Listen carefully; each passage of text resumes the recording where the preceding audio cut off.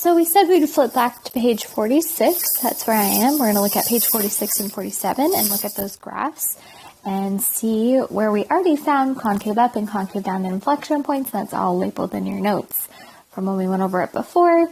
But now we're going to look at these same graphs and figure out their absolute max and absolute min and compare that to the relative max and relative min. So let's start out with what's familiar. Relative max and relative min. So relative max, we're just looking for sign change. We want to look from increasing to decreasing, up to down. That's going to give us a relative max.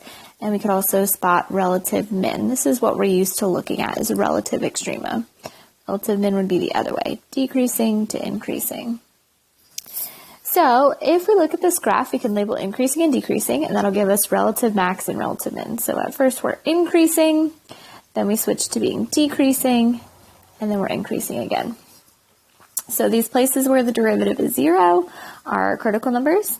These soft peaks are critical numbers, and this critical number has a change from increasing to decreasing. So we have a relative max point at -1, comma, it doesn't really add a nice value, so I'm going to say maybe that's like 0.8, and that would be lenient if it was like this on an exam or something where it didn't look like an exact number. So somewhere around there would be our relative max. Here's our other critical number. I know it's a critical number because the derivative at a soft peak is 0. And I think that makes the first derivative 0 is a critical number.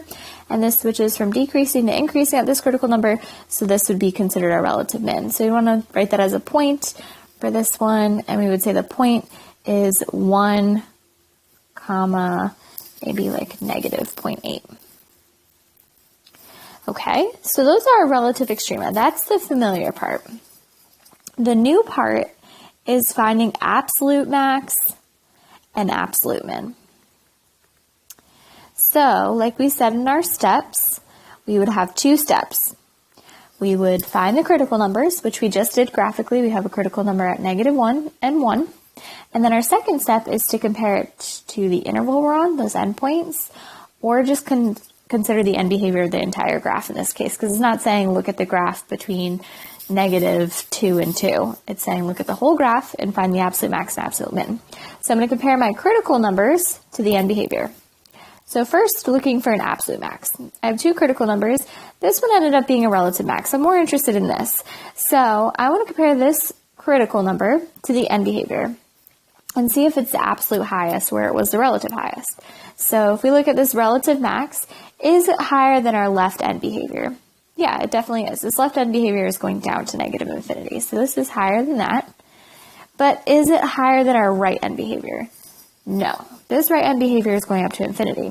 So our job is to compare the critical numbers to the end behavior and see if we can spot an absolute max point. Well, I can't, because this is going up to infinity. I don't see a point where it's stopping. If it was, it would be like a solid dot here. That would indicate it was stopping. Otherwise, if it's not, we assume the graph keeps going in the direction it's headed. So it looks like it's going up to infinity. So as far as absolute max, there is none. It's going up to infinity. I can't really say a point when it stops. I don't see the point like 5, 100 or anything like that. So it keeps going up to infinity. Without bound, there's no absolute max. Let's do that same thing for absolute min. So we're not just looking for sign change like relative extrema. All we're doing is we're comparing our critical numbers to the end behavior for absolute max and min. So I have my critical number here that was a relative min. I want to see if that relative min was also an absolute min, because it could be both. So is this relative min absolute min? I'm going to compare it to the end behavior. Well, the left end behavior is going down to -infinity. So this is definitely lower than our relative min. This one's higher. But as long as we see that this is lower, then I can't say that this critical number is the absolute lowest point. So for this one, because it's going to -infinity on that left end behavior, there is no relative or absolute min either. So we have our relative extrema come from just sign change.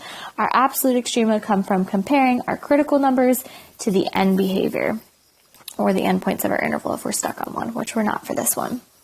So that's page 46. And we're going to do the same thing on page 47.